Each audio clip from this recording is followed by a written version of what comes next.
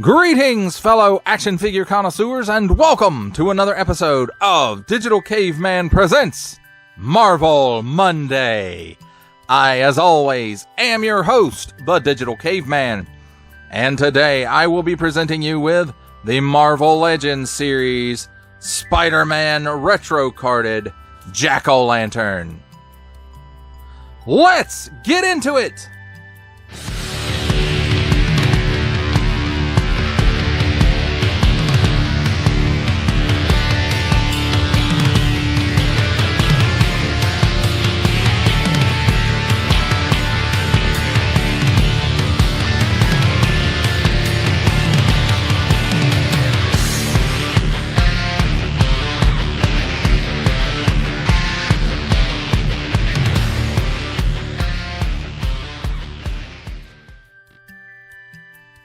Let's begin with a look at the packaging.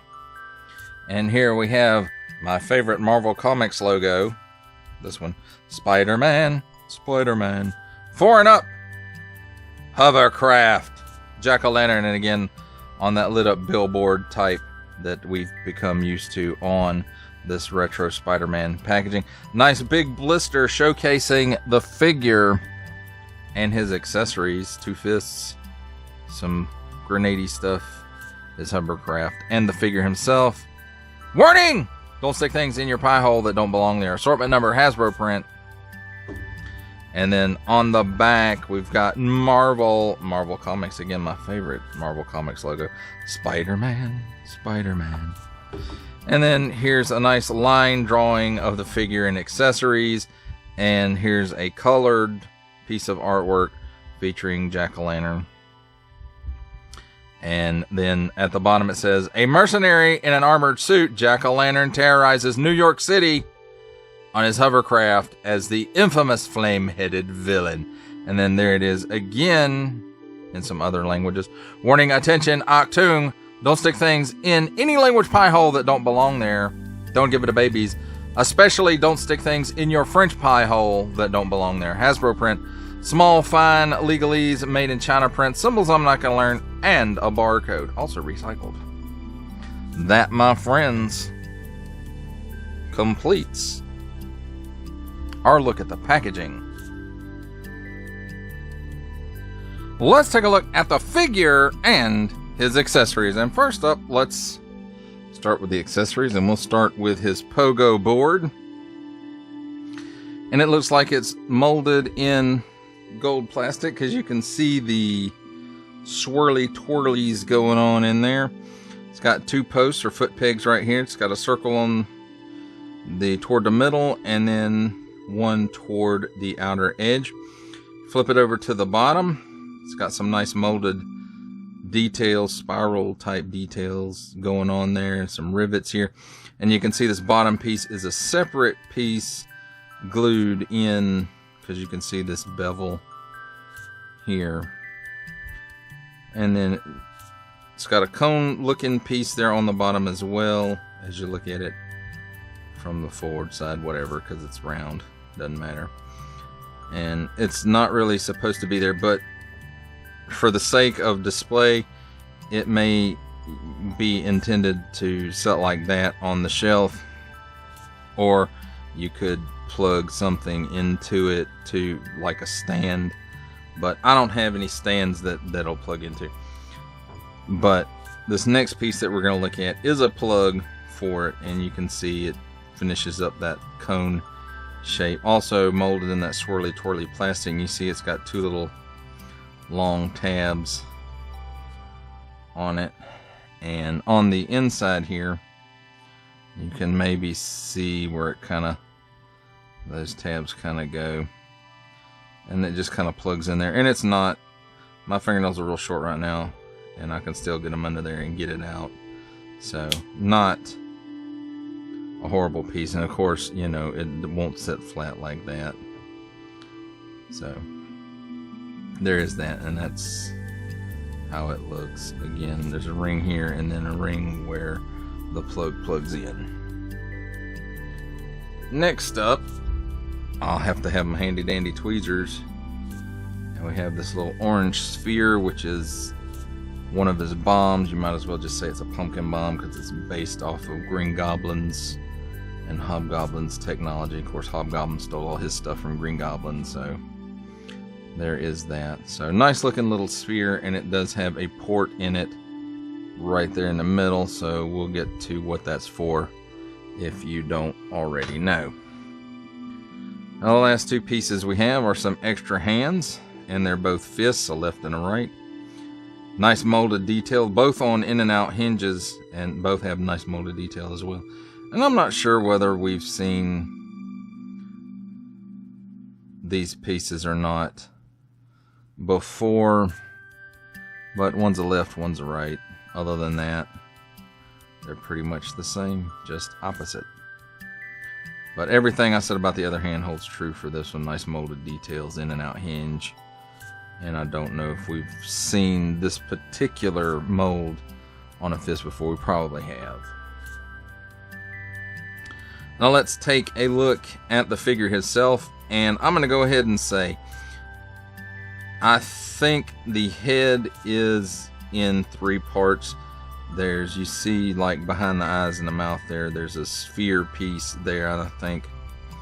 And it could just be, you know, concave to fit the front of the head, I'm not sure, but it does look like it is a separate piece in there to give that effect behind the eyes and the mouth. And then the jack-o'-lantern piece is separate, and then the fire piece is separate. The fire piece, of course, in like colored semi-translucent plastic. You can shine a light up in there and get kind of a glow effect. We'll show you with the handy dandy pen light. You can kind of see it under the lights. It kind of gives it a bit of a glow effect, but my filming lights are so bright that it kind of negates that. Then we've got this separate piece here, this scarf piece, neck piece, neckerchief, whatever that you would like to call it. And it has nice molded details, and it just, you know, it's one piece, goes all the way around, kind of lays back toward the back a little bit, and that's okay. Then we have a nice chromey paint app for the chainmail of the bodysuit, and the belt, which I think is a separate piece, glued in, and then the arms, of course, molded in color, the gloves, of course, molded in color, hands, feet, and boot tops molded in color, and the legs molded in color. And I have to say, this is a pretty darn good sculpt. It looks really, really good, and I'm sure we've probably seen this before on I'm not sure, a goblin somewhere, maybe. No, usually it's their arms that are mailed like that, isn't it? So I'm not sure. We may not have seen this before. Not 100% sure. So there is that. But nice molded detail throughout the figure. And I'm sure like arms and legs stuff is reuse. And you know, now that I'm thinking about it and looking at some of the other hands, this hand might be new. But I want to say maybe these come from the 80th cap. So Captain America's boots and his gloves and hands, these jack-o'-lanterns may be Captain America's 80th anniversary mold hands. So I'm not sure, but that is a possibility where they came from. Now, as far as his articulation, let's take a look. Because the neckerchief does hinder the looking up a little bit and the looking down a little bit, but he can still look up and forward and back a little bit. He's got some chicken neck going on in there. He's got some waggle. He can do the full exorcist, and I want to say, yeah, you can kind of see in there that it's the head. There is really no neck, and there's a little bit of a neck on the body here, but not really. Just enough to hold this neckerchief piece on, I guess. But it's a dumbbell up in there for the neck and the head. Ball at the bottom and the top. At the shoulder, he's got butterfly. Goes back that far, forward that far. Range of motion is a bit limited. I would like to see a little bit more there. 360 degree rotation at the shoulder. cut at the upper bicep for another 360-degree rotation. Double hinged pinless elbow gives you that much bend. 360 degrees at the wrist on an in and out hinge, and the other hand is like a grabbing hand. That's for holding these. It's on an in and out hinge as well. Standard ab hinge in the torso, leans back that far, crunches forward that far. A ball joint down here really would have been great, but there is a cut at the waist for another 360-degree rotation. At the hips, he can give you that much of the splits. He can kick forward just under 90 degrees, it looks like. Back about a step. Cut here at the upper thigh, the upper thigh, for a full 360-degree rotation. Double hinge pinless knee. It gives you that much bend. At the mid shin, there is a boot cut for another 360 degrees of rotation. At the ankle, tilts down that far, tilts up that far, so pretty good range there. And forward facing pin for rocker. Now, as far as where everything goes, of course, there is no storage for the extra hands. There's that port in this grenade, and there is a post on the belt. You just line those up and it sticks right on there, and so that looks pretty good. I do wish, you know, maybe more than one was removable, but you know. And then as far as the pogo platform goes, you just port his feet in and try to balance it out without this piece on it. So just pop that out. Sometimes you can balance it, sometimes not so much, and right now it's going to be not so much. So there we go. Excuse me. That, my friends, is a look at Jack-O-Lantern and his accessories. It's time for my favorite part of a review: comparisons.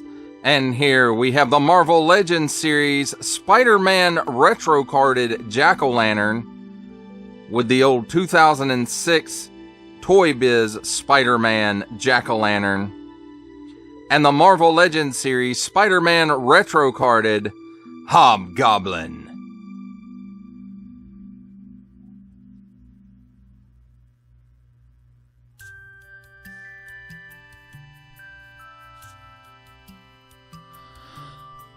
For our final set of comparisons, here we have the Marvel Legends Spider-Man retro carded classic Jack-O-Lantern, with our final Marvel Legends comparison making his cameo appearance, Stan the Man Lee from G.I. Joe Classified series, the Hasbro Pulse exclusive Regal variant Cobra Commander from Star Wars The Black series, the Archive Edition 501st Legion Clone Trooper, and for a 7-inch scale comparison from the Masters of the Universe Masterverse line, the 40th Anniversary He-Man.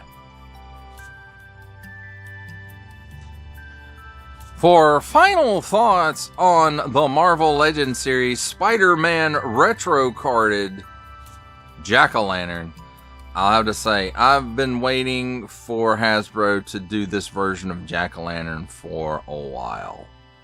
This is, when I think of Jack-O-Lantern, this is the version of the character that I think of, not the more, I guess it's a more modern with a broomstick. I'm not familiar with that version of the character at all. This is the one I'm familiar with. The flaming Jack-O-Lantern head, the you know, basically pumpkin bombs and the chainmail, and he's basically a goblin, you know, goblin technology user. And this is the way I remember him, jumping around on his pogo board and, you know, basically trying to give Spider-Man a hard time. But mostly he was a, you know, a mercenary, and I don't recall Spider-Man crossing paths with him a lot in the comics, but I was never a avid Spider-Man reader. I read Spider-Man occasionally, but, you know, it wasn't an every month kind of read for me with Spider-Man. But this is the version that I remember from the comics. This is the version that I've been waiting on Hasbro to do for a while. I've basically been waiting for this version ever since the Toy Biz version came out, and that one wasn't, not that it was bad, it wasn't super classic and like this one is, and you know, it did have some gimmicks on it, and it would have been nice to have some of that in here. Like he had a, you know, a light up feature for the head. That was kind of cool. And then he also had a giant jack-o'-lantern bomb that he was able, with a spring-loaded arm, to fling. And I couldn't find that or his pogo board before I started this review. And the way I remember the pogo board for that particular version of the character, it had loops for the feet rather than foot pegs, and I want to say it was a lighter color. It might have been white with like some black paint and then some wash on it as well. I don't remember, because and then, like I said, I couldn't find where I put it. I know it's around somewhere, I just don't know exactly which box that it is in. And I can't readily get to all my boxes, so at least I was able to find the jack-o'-lantern. I do not have my old Marvel Legends and Marvel Legends adjacent figures stored with the other stuff. It's stored where I can easily get to it to do comparisons on. But like I said, this one, it's a great figure. If you're a fan of this classic, super classic version of this character rather than the more modern one, and you have the Toy Biz one, but you really want to update it and really make it more of a classic version of the character, I mean, this is the way to go. This is a great figure. I love it. Just like the sculpted detail in his chainmail shirt, the colors, the head sculpt. I mean, even like the little scarf deal around his neck, neckerchief, or I'm not sure exactly what it is. And he can at least pull off one of his bombs to throw. It would be cool if they all came off, but you know, piece counts and all that stuff, I suppose. But what a great figure. And if you're a Spider-Man fan and you like the guys that use the Goblin technology in their weaponry, this is definitely a pickup. It's a great figure. And again, like I said, not that I remember him appearing a lot in the comics. I never wasn't a super avid. I didn't read Spider-Man monthly, so, but I do remember this guy at least once, maybe a few issues, and this is the way I remember him. And if you're like that and this is the way that you remember, this is definitely a pickup. And I think it's one of the better figures they've done in a while in the Spider-Man Retro line. Not that I don't like most of them, but for some reason this one hits me in the feels, as is sometimes said. Well, that does it for the review. I hope that you enjoyed it. I enjoyed making it. Only support from viewers like you make this programming possible. Each view does count, and I do appreciate each and every single view that I receive. Thank you, and thank you so very much for supporting this channel through viewing. If you are interested in supporting my channel further, I'm now offering memberships at various tiers. Click the join button on my YouTube page, or check this video's description for the link and see if any membership offers are right for you, but only if you are in a position to do so. Comment below, like, share, subscribe. If you would like to see more content or just help the channel grow, or both, that's even better. And don't forget to ding that bell so that in the future you will be notified as my new content becomes available. That's a wrap, folks. I'll see you next time.